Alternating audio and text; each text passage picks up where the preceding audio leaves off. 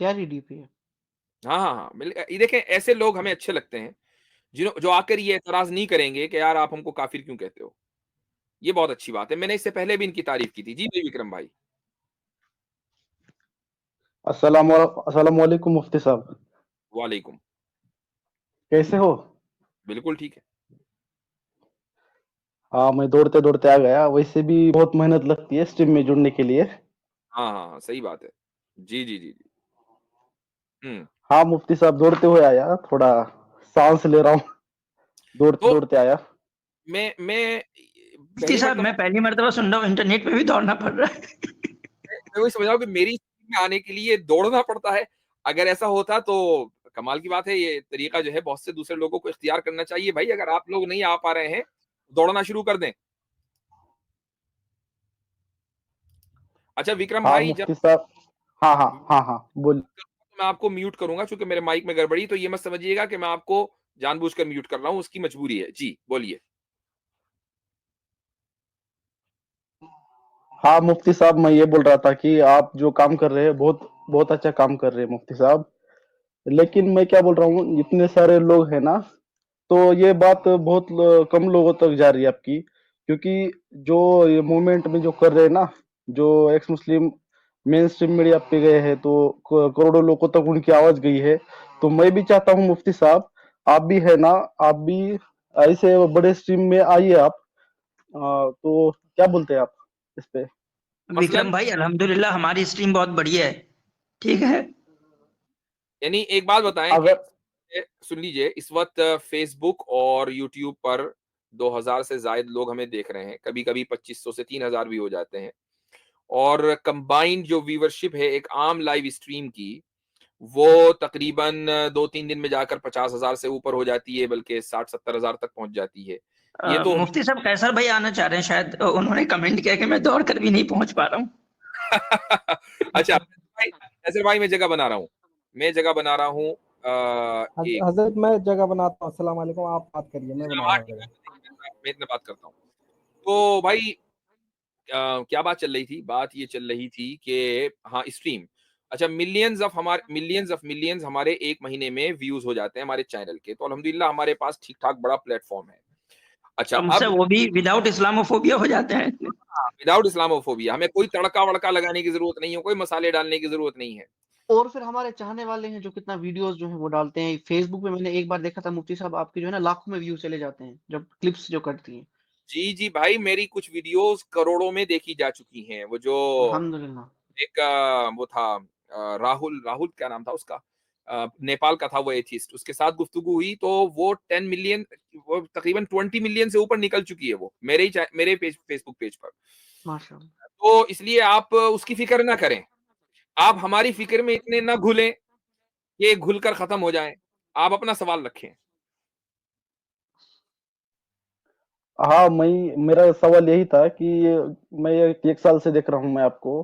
आप ये किस स्ट्रीम पे रहते हैं? तो क्योंकि मैं मेन स्ट्रीम में मीडिया पे चैनल भी देखता हूँ ना, तो उधर बड़े बड़े उलेमा मुफ्ती आ रहे हैं उधर। तो आप क्यों नहीं आ रहे उधर? मैं यही ओ भाई बड़े-बड़े नहीं आ रहे हैं। वो लोग आ रहे हैं कि जिनका हम मुआशरे में, अपनी सोसाइटी में बायकॉट कर चुके हैं, जिनको कोई अपनी लड़की नहीं देगा, ऐसे लोग आ रहे हैं। जिनके यहाँ रिश्तेदारियाँ करना कोई पसंद नहीं करता, वो लोग आ रहे हैं। ये वो लोग आ रहे हैं कि अगर हमारे मसलन कोई मेरी कम से कम अगर कोई मान लो शॉप हो और इनमें से कोई एक आदमी मुझसे डीलिंग करने के लिए आ जाए ना, तो मैं उससे डील ना करूँ। ऐसे लोग आ रहे हैं, ठीक है? मुफ्ती साहब, ये मतलब जिनको कोई हुनर नहीं आता सिवाय ईमान बेचने के, ये वो लोग हैं कि हाँ, तो उनकी रोजी रोटी ईमान बेच के चल रही है। राइट, तो वहाँ कोई बड़े आलिम वगैरह मुफ्ती नहीं आ रहे हैं। हाँ, अगर नेशनल मीडिया में बिजनेसमैन है वो। हाँ, नेशनल मीडिया चैनल पर कोई मसलन मुझे बुलाना चाहे, तो बिल्कुल बुला सकता है। कुछ दिन पहले किसी चैनल ने शायद अप्रोच भी किया था, तो वो चाह रहे थे कि मैं रात को 3 बजे उठकर जो है डिबेट करूँ। मैंने कहा भाई मैं रात के 3 बज रहे हैं, तुम अपना टाइम चेंज कर दो। अगर मेरे हिसाब से टाइम कर लोगे तो मैं आने के लिए तैयार हूँ। मैं दूसरे मुल्क में रहता हूँ, दूसरे टाइम ज़ोन है, तो ऑब्वियसली मैं तुम्हारे इसको फॉलो नहीं करूँगा। तो मुझे जाने में कोई मसला नहीं है। एक तो ये कि खैर मैं अभी तक गया नहीं, इसलिए मैं ये नहीं कह सकता कि फेयर नहीं होता। मुझे तो लगता है कि फेयर गुफ्तगू नहीं होती है। लेकिन अगर वो मेरे टाइम के एतबार से बात करेंगे, तो मुझे जाने में कोई मसला नहीं, लेकिन बुलाएंगे नहीं कभी, उनको पता है। मुफ्ती साहब ये क्या लाइव होता है? मुझे नहीं लगता कि ये लाइव होता है, रिकॉर्डेड होता है। नहीं, वो मुझे मालूम है कि जिस दिन में वो रिकॉर्डेड होता है और तो रिकॉर्डिंग फिर में उसमें फेयरनेस की उम्मीद बहुत कम है। नहीं, उसका तरीका है, उसका तरीका हम ये करेंगे कि हम साथ में उसकी रिकॉर्डिंग अपने पास लोकली करेंगे और हमें ये इजाजत होगी चैनल की तरफ से कि हम उस रिकॉर्डिंग को चैनल पर लाइव आने से पहले अपने चैनल के ऊपर डालेंगे, क्योंकि हमें इन सनातनियों के ऊपर खुसूसन जो मीडिया में बैठे हुए हैं कोई भरोसा नहीं है। तो इसलिए अगर ये सब तैयार है तो बिल्कुल हम आने के लिए तैयार है भाई जी। यही चाह रहा हूँ कि, और वैसे भी अब यूसीसी आने वाला है तो आप आएंगे तो और बहुत अच्छा होगा लोगों को समझ में। नहीं नहीं, मैं तो कह रहा हूँ यूसीसी ले आओ भाई, मुझे क्या जरूरत है यूसीसी को डिफेंड उसको यूसीसी की मुखालफत करने की। लेकर आओ भाई, हम मुसलमान जो है ना अपनी शरीयत के ताल्लुक से इतने मजबूत हैं, हम ये चाहते हैं कि जो शरीयत के खिलाफ चलने वाले लोग हैं ना वो खुद ही सामने आ जाए। तो मोदी जी जो हैं वो दरअसल मुसलमानों के इस वक्त बड़ी हेल्प कर रहे हैं और वो इस तरीके से हेल्प कर रहे हैं यूसीसी लाकर कि अब जो लोग शरीयत के ऊपर अमल नहीं करना चाहते, शरीयत से उनको नफरत है, लेकिन वो किसी प्रेशर की वजह से मुसलमान बने हुए हैं, वो जाएं और हुकूमत का कानून माने, वो ऑटोमेटिकली उन्होंने खुद ही अपने आप को अलग कर लिया।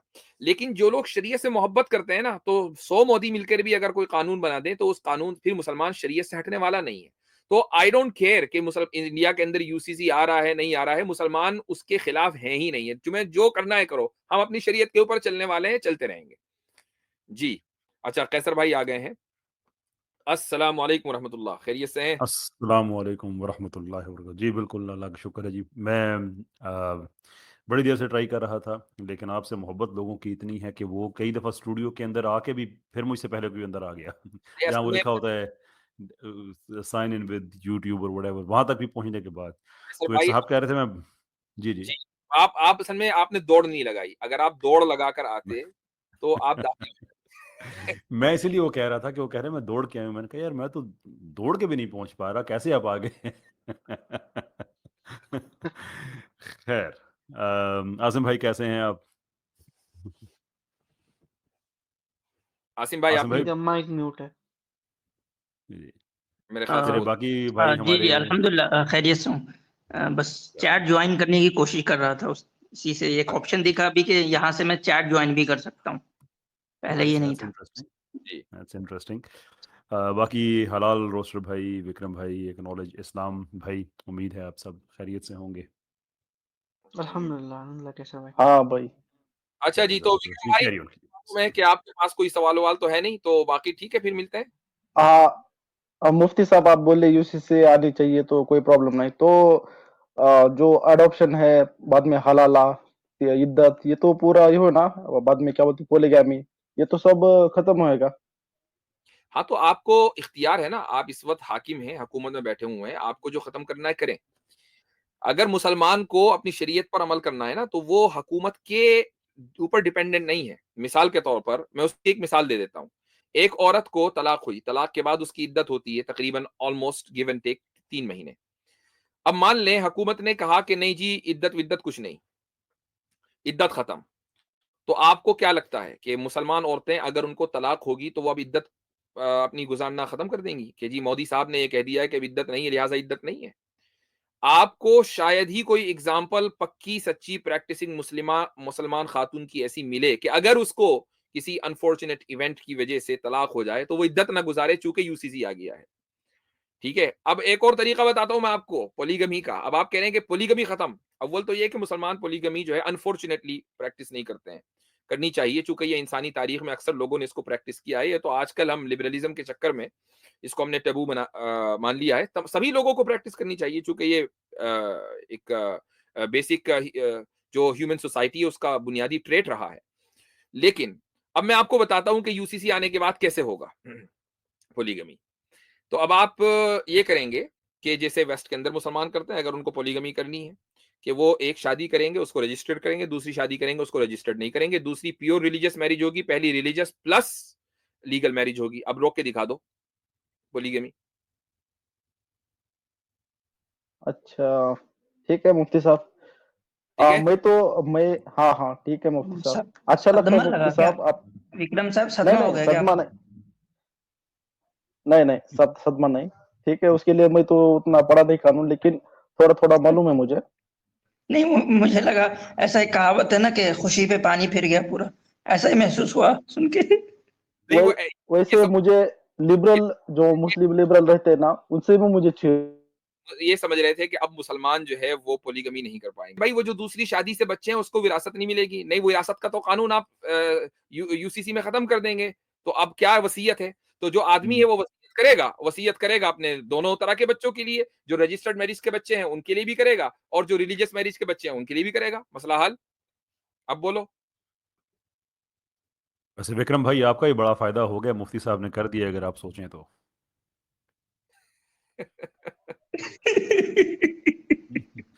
क्योंकि देखिए यार ना, मैं ये तो यूनिफॉर्म सिविल कोड है ना, ये तो रिलीजियस नहीं है।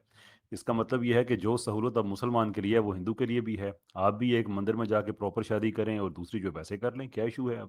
अब तो आपके लिए भी रास्ता खुल गया है। दो दो हाँ, करें, तीन तीन करें, चार चार करें, जो आपको पसंद हो। ये जबरदस्त पॉइंट आपने उठाया है, शानदार। जी जी जी जी है ना? जी। यार चले। मैं आपको है ना, हम्म, हाँ मैं आप हेलो। हाँ हाँ, बोले। जी जी, आवाज आ रही है आपकी। हाँ हाँ हाँ कैसर भाई, मैं आपको है ना बड़े चैनल पे देखना चाहता हूँ, लेकिन क्यों नहीं आ तो पा रहे हो, मैं टेंशन में रहता हूँ। इतने बड़े चैनल पे बैठा हूँ और इससे ऊपर कहाँ जाऊं मैं? अरे यार ये छोटा यूट्यूब का कैसा रहता है, इतना करोड़ों लोगों तक नहीं जाता ये। चलिए आप एक फिर एक काम काम करें। आप आप एक काम कीजिए। विक्रम भाई आप एक बड़ी स्क्रीन लगा लें, चैनल बड़ा दिखेगा। जी। नहीं, जो लिबरल लोग रहते हैं ना, तो मुझे वैसे भी बहुत गुस्सा आता है, जो है ना रहते हैं ना, जो इस्लाम पे हमको जो बोलते हैं तो नहीं बोलते, ऐसा कुछ नहीं रहता है ना, सेकुलर बने रहते हैं या लिबरल बनते हैं। ठीक तो है मैं आप आप तो आपको विक्रम भाई, आपको एक्स मुस्लिमों पे भी गुस्सा आता होगा, क्योंकि वो सब लिबरल है ना वो सब। आ, हाँ आता है, सबके नहीं आता, जो बुरे बुरा काम करते हैं उन पे आता है। सोच के बताया कि 1 मिनट जरा मैं पूछ लूँ, सोच के बता रहे हैं कि आता है कि नहीं आता? हाँ, आता है। तो नहीं आता भाई, नहीं आता। नहीं, वैसे ये तो क्रेडिट नहीं देना आता है। पड़ेगा ना विक्रम भाई को, ये अगर तो क्रेडिट क्रिश्चियन देना। क्रिस देखिए विक्रम, आपको ये तो क्रेडिट देना नहीं, पड़ेगा अगर कि मूवमेंट का जिस नाम चीज का, लेके देखें वो तो ठीक है, मैं आपकी बात हम समझ गए ना कि आपको ठीक है आता है, जो चीज़ आप कहते हैं आउट ऑफ लाइन है उस पर आपको गुस्सा आता है। लेकिन हम आपको ये क्रेडिट देना चाहते हैं कि जिस चीज़ पे हमें गुस्सा नहीं आता है उस पर आपको भी गुस्सा आ रहा है। यानी हमें कोई गुस्सा नहीं है कि हम किसी चैनल पर नहीं जा रहे हैं, आपको गुस्सा आ रहा है हमारे बिहाफ पे। कितने अच्छे आदमी हैं आप। माशाल्लाह। जी, जी, जी। नहीं, मैं क्या बोल रहा हूँ, जी अगर जी। किसी मूवमेंट का नाम लेके अगर वो कन्वर्जन करे तो उन पर गुस्सा आता है मुझे, मैं नहीं बोल रहा। ओके। अच्छा, उन पे एक मैं आपका कमेंट चाहूँगा उन पे। ये जो एक्स मुस्लिम्स हैं, ये आमतौर पे खुद को ह्यूमनिस्ट कहते हैं और वो कहते हैं कि भाई सारे धर्म वगैरह जो हैं वो ठीक नहीं हैं, ये तो गलत है, तो हम तो ह्यूमनिस्ट हैं। तो अब वो तो सारे रिलीजन तो हो गए गलत, वो हो गए ह्यूमनिस्ट। तो आपकी राय में, आपके ख्याल में क्या ये अच्छी बात है कि आप ह्यूमनिस्ट हो के ऐसे लोगों की फॉलोअरशिप आप बना लें, ऐसे लोगों का पैसा आप खाना शुरू कर दें, जो देवा-देसी को भी सपोर्ट करते हों, दलितों को भी, जो सारा वारना सिस्टम आपको पता है कैसे उसको बाहर निकाला हुआ है, और बाकी चीज़ें मैं अब किसी को ऑफेंड नहीं करना चाहता, लेकिन वो तफ़सील आपको पता है कि एक तरफ वो कह रहे हों कि हम ह्यूमनिस्ट हैं और दूसरी तरफ जहाँ पे इंसानियत पे बदतरीन जुल्म किया जाता है सिस्टमैटिकली, लीगली, उन लोगों से वो पैसा ले रहे हैं। तो आपको इसमें मुनाफ़िक़त नज़र नहीं आती है? जो पैसे दे रहे हैं ना, तो उनको ही समझ में आना चाहिए ना कौन क्या कर रहा है, जो उनके ही धर्म के लिए बुरा बोल रहा है उनको ही सपोर्ट कर रहे हैं, तो उनको समझ में आना चाहिए ना। नहीं, वो तो सियाने हैं, जो एक्स मुस्लिम्स हैं ना, बड़े सियाने हैं, वो खुद हिंदू धर्म को बुरा नहीं बोलते हैं। वो जब इस्लाम को बोलते हैं तो फिर हम जो एक्स मुस्लिम्स हैं उनको छोटी मछली समझते हैं, उनको हम सीरियस नहीं लेते, उनसे कहते हैं आओ डिबेट करो, डिबेट नहीं करते तो हम उनको मुंह नहीं लगाते। हम उन लोगों तक जाते हैं जो उनको सपोर्ट कर रहे हैं। अब जब हम उन लोगों तक जाते हैं, उनकी किताबें खोलते हैं, तो फिर ये होता है कि वहाँ से लोग भाग-भाग के इधर आना शुरू हो जाते हैं। अभी ये जो इतनी लड़ाई चल रही है वहाँ पे एक्स मुस्लिम्स की आपस में कि उसका पैसा ज़्यादा हो गया, उसका कम हो गया, उसकी व्यूअरशिप कम होगी, उसकी ज़्यादा हो गई।